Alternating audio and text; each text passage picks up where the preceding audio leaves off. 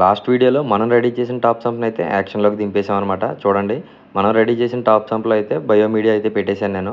First వచ్చేసి white sponge అయితే పెట్టాను, తర్వాత గ్రీన్, అండ్ నెక్స్ట్ మళ్ళీ వైట్, ఆ తర్వాత బ్లాక్ పెట్టాను. ఇంకా ఫుల్ ప్యూరిఫికేషన్ అనమాట. సెకండ్ చాంబర్లో వాటర్ పడేటప్పుడు చిన్న స్టెప్ అయితే యాడ్ చేశాను, ఎందుకంటే వాటర్ డైరెక్ట్గా గ్లాస్ మీద జారిపోతుంది. ఇలాగైతే ఫౌంటైన్లో పడుతుంది అనమాట, చూడొచ్చు మీరు క్లియర్గా. అండ్ అలా పడిన వాటర్ సెకండ్ చాంబర్ ఫుల్ అయిపోయాక థర్డ్ చాంబర్లోకి అయితే వస్తుంది. థర్డ్ చాంబర్లో అయితే నేను సెరామిక్ రింగ్స్ అయితే యాడ్ చేశాను, ఎందుకంటే ఫ్లవర్ హాన్కి అవసరమైన బెనిఫిషియల్ బ్యాక్టీరియా అంతా ఇక్కడే రెడీ అవుతుందన్నమాట. సో ఎవరైనా కానీ తప్పనిసరిగా యాడ్ చేయాల్సిందే. ఇంకా యాక్టివేటెడ్ చార్కోల్ కూడా ఉంది, అది కూడా యాడ్ చేస్తాను నెక్స్ట్. ఈ వీడియో తీసే టైంకి అయితే అది ఇంటి దగ్గర ఉంది, అందుకని తీసుకురాలేదు. అండ్ ఇలా అయిపోయిన వాటర్ ఓవర్ఫ్లో అయింది, కిందకు వచ్చేస్తుంది అనమాట.